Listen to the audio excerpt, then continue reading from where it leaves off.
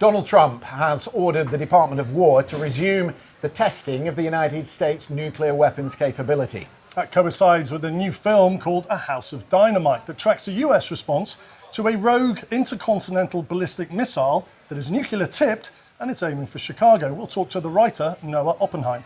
It's been 30 years since the United States last tested a nuclear weapon. Are we in the beginning of a new arms race? And just how serious is the threat? This is the Security Brief.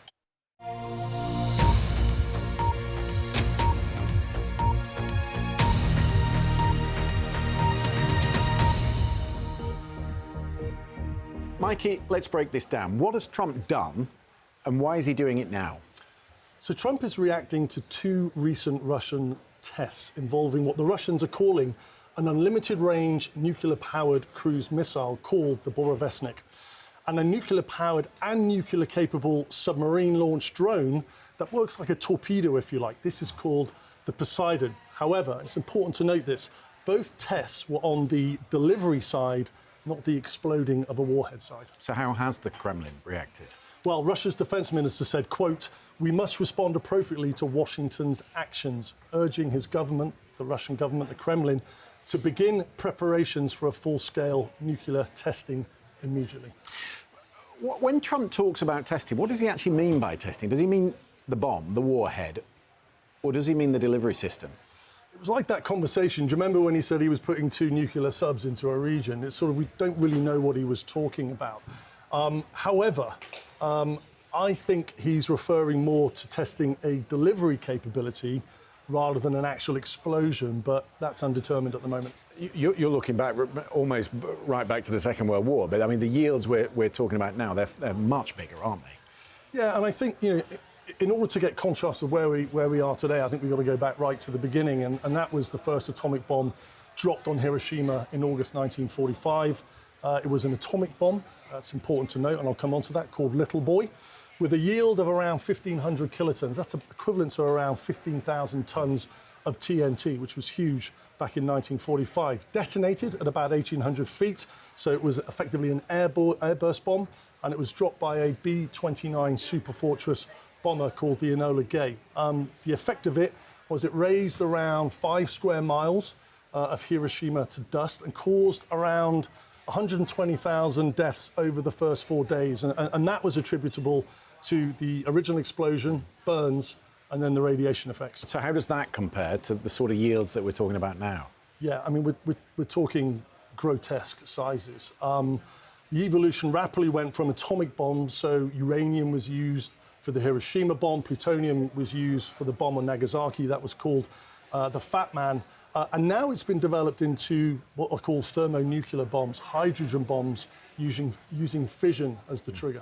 You talk in the military about lethality. So if you were to describe how lethal these weapons are, what would we be talking about? I mean, significant. So the largest bomb ever tested was in 1961. That was called the Tsar bomber. That was made by the Soviet Union. And that was equivalent to around 50 megatons of explosives. So around 3,500 times the size of a Hiroshima. The lethality bit is if that was dropped on a large, dense city, you're talking... Like Chicago. Like Chicago. You're talking millions killed from the initial blast and millions more injured. So we're talking about a fireball of about 4 kilometers in diameter, and a blast wave that can be felt up to 1,000 kilometers away from the detonation point. So truly horrific and truly just way bigger than what was dropped on Hiroshima. Let's look at the map. Tell me who has what. So if we go to the map now, this is data from the Federation of American Scientists. So you'll see, Christian, the US has around 3,700 warheads and Russia has just over 4,300. I thought Trump said that they had the most. I'm looking at those figures there. The US doesn't have the most. Yeah, he did. He put that out on Truth Social. He did, but it's not accurate according to this data. OK. If you look at what's been produced since 1945 in a sort of graph term, you'd be forgiven for thinking that actually this has become less of a problem. Yeah, and I think the way, if we can take a look at the graph now, I think that's a really interesting point. Here's the graph from left to right. You've got the years advancing from 1945 to 2024, and vertically the number of warheads globally. Now, that drop-off that you can see is the result of what's called the Intermediate Range Nuclear Forces Treaty, or the INF, that Reagan and Gorbachev signed in 1988. And what it did was it effectively eliminated an entire category of nuclear weapons, all ground-launched ballistic missiles and cruise missiles, with a range spanning from 500 to around 5,500 kilometers. So what else do we have? I mean, in terms of stopping the proliferation, what about the START Treaty, for instance? Exactly. So there's two of those. The first one signed in 1991, that was by the United States and the then Soviet Union. That came into effect in 1994. And the purpose was effectively to reduce and limit the number of strategic offensive weapons. And it was designed to limit it by around 80%, so hugely significant. And then we have the New START system, Yep. which we talk about a lot. Yeah, we do. New START came into effect in 2010. That was effectively an extension of START 1 by placing verified limits on deployed strategic nuclear warheads this time. Now, the problem with that is it's due to expire in February 2026. However, the inspections that were there to verify whether the treaty was being in place and being respected, they were suspended back in March 2020. So technically, not verifiable anymore. Okay, so that's the warheads, terrifying in and of itself. Yep. But the delivery systems have come on enormously. What are we talking about? I mean, we were on the show about a month ago, 6 weeks ago, talking about hypersonic glide vehicles and hypersonic missiles. So today, there are longer range systems, more accurate, greater maneuverability, harder to detect. So the submarine deterrent, for example, it relies on the fact that it's hard to detect. So resilience or survivability. Multiple warhead deliveries like hypersonic glide vehicles, smaller weapons with higher yield, so you can strap those on as tactical nuclear weapons on to aircraft that can be, used as an initial or interim measure. So the evolution of delivery systems is significant when we're talking about threat. So the yield is that much bigger, and the delivery systems to deliver that yield are that much more effective. Yeah, and what that's allowed both the US and Russia and nuclear capable countries to do is to develop a strategy, if you like, on how it's used. So we talk about first strike. The first strike is defined basically as a rogue or accidental singular or small launch of an intercontinental ballistic Singular missile. event. Singular event, exactly that. Now, second strike capability is what the triad of nuclear deterrence is all about, including the UK's submarine nuclear deterrence. And the second strike capability, the strategy is all based around an overwhelming response to a first strike, that it becomes the deterrent in of itself. So you press the button, I'll wipe you out. So you press the button on a second strike strategy, that puts into play a sea-based ballistic missile capability, an air-based ballistic missile capability, and a land-based intercontinental ballistic missile ability. Yeah, so that is a big decision. Just going back to the singular strike, what does the US actually have in order to respond to that first strike? Yeah, that's a good question. So the current capability is what's called a ground-based interceptor, a GBI. They're in place to defend the US homeland against a first strike of an intercontinental ballistic missile. Let's take a look at the map here. And we're talking about an intercontinental ballistic missile that is either a rogue attack or an accidental launch. And what we can see here on the map, it's based on the west coast of the States. You've got 4 GBI detectors in California, and then we move up to Alaska, and there are 44 ground-based interceptors based at Fort Greely.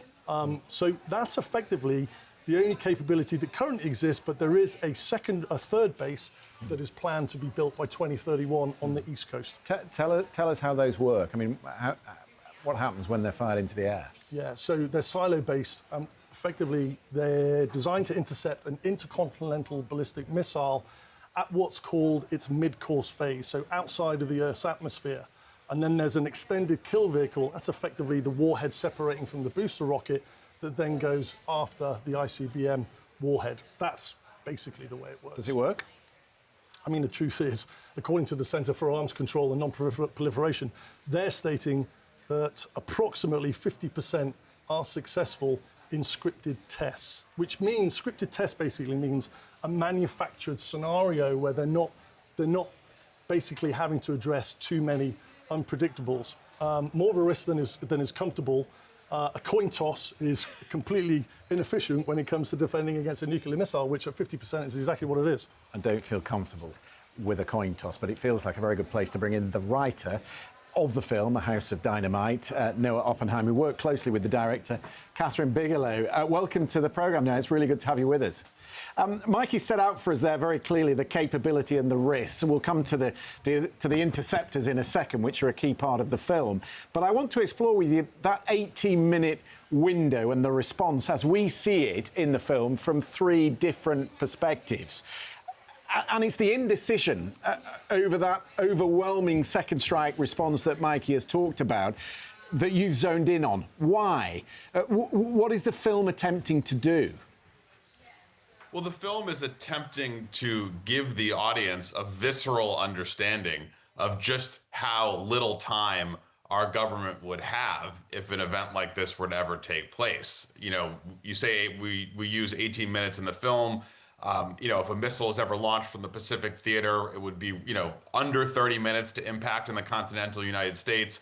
Should a Russian sub ever launch off our eastern coast, for instance, it could be as short a period of time as 10 to 12 minutes. So between detection and then analysis and then convening the relevant decision makers, you're talking about an enormously short decision window. And to ask people to determine the fate of humanity in that short a period of time is the sort of horror that we're trying to convey to the audience, and we're trying to do it in a gut punch way by telling the story in as close to real time as we could, so that they can understand it. No, it's Mikey. I spent 20 years in the military. I think gut punch is quite an accurate way of watching the film. I watched it. I was enthralled by it. But I couldn't sleep for 4 days afterwards. It seems to me, though, that much of the problem stems, certainly in the film scenario, from the failure of these ground-based interceptors. And I'm curious, how did you discover what is effectively a coin toss, as you use in the film, or a 50% miss rate? So our research for the film consisted both of, poring over the public domain statistics and information about nuclear policy, and also talking to, former senior officials at the Pentagon, the White House, the CIA. I had a former life as a journalist. The record of those ground-based interceptors is widely available. There have been 20 tests of the system since 1999. If you look at all 20 tests, the success rate is about 57%. Again, as you mentioned, those are tightly scripted tests. They don't involve decoys. They know exactly when the missile is coming. They bear very little resemblance to what an actual attack might look like. So when we say in the movie 61%, when that record reflects 57%, that's the best case scenario when you're talking about very carefully curated testing circumstances. Now, no, apart from a 50% coin toss on the ground-based interceptors, I think the other thing that the film articulated well was the problem of strategic communication. Do you think that exists in reality? Because it feels like in the script you wrote that you're definitely implying that. Well, one of our technical advisors on the film was a former director of the White House Situation Room. The White House Situation Room is the strategic communications hub of our presidency. They're the folks responsible for getting world leaders on the line amidst a crisis like this. And this is something that they actively worry about. I mean, we all, grew up with that image of the red phone in our mind connecting, the Kremlin and the White House and 10 Downing, and this idea that, all of the world's leaders might be able to quickly and easily convene and sort out a mess like this. But the reality is, of course, not that simple. And people are moving, they're hard to reach. In the case of a crisis like this one, the president would be subject to an evacuation. He would be on the move. And so connecting the relevant decision makers, again, with that clock ticking down so quickly, all of the experts we spoke to told us that would be a real challenge in a scenario like this. Now, what's been the response from the Department of War? We said at the top that the resuming of nuclear testing is not a response to the film, but I am wondering whether the themes in this film are generating a conversation within the Pentagon. Yeah, so there's been an enormous conversation that has unfolded in Washington here and amongst policymakers. First, the Pentagon put out an internal memo that was leaked to a news organization here in the States, in which they pushed back on our depiction of the missile defense system and insisted that the success rate was in fact 100%. It will not surprise you that the experts in the field all immediately laughed at that. The Pentagon's point was that their most recent tests, several of their most recent tests, again, highly scripted, had been successful, but they completely discounted, the other 16 that had come before that didn't, that did not work quite so well. And so that has stirred up a debate. It's stirred up a debate over how do we make ourselves safer? Is the path a better missile defense system? Is it building a golden dome, as President Trump has indicated that he would like to do? Is the path through arms reduction, renewing the New START treaty, for instance? Is the path through, better diplomacy and less nuclear saber rattling? It feels like every time we speak about these weapons threaten their use, that certainly increases the danger of that potentially happening, and so there's a question of what that rhetoric should look like. So there are many levers that our president and our policymakers can pull to address the issue, and there's a robust conversation about that going on right now. Noah, the script has sparked such a fascinating debate. We thoroughly enjoyed the film. Thank you for coming on the programme. We're really grateful. Thank you so much for having me. I really appreciate it. Best of luck with the film. Mikey, the UK obviously has Trident, the submarine-based deterrent, which is a second strike capability. Yep.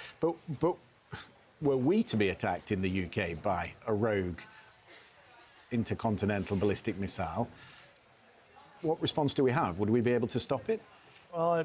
The short answer is we don't have an interceptor capability against a similar scenario that the House of Dynamite film portrayed, which was effectively a nuclear-tipped rogue intercontinental ballistic missile. We have the ability to detect, but highly unlikely to respond. The UK's defence relies mainly on the deterrence bit, not the interceptor bit, as you rightly say. So a strategy using the UK submarine deterrent that uses Trident II ballistic missiles based on that second strike capability and the deterrence factor that whole second strike capability is based on. But I do think it's important to note there is an air and missile interceptor defence system that NATO uses. That's called Aegis Ashore, based in Poland and Romania, and is also linked to Navy destroyers that use interceptor missiles. But these are all used to counter mostly short and medium range, intermediate range ballistic missiles in their final phase.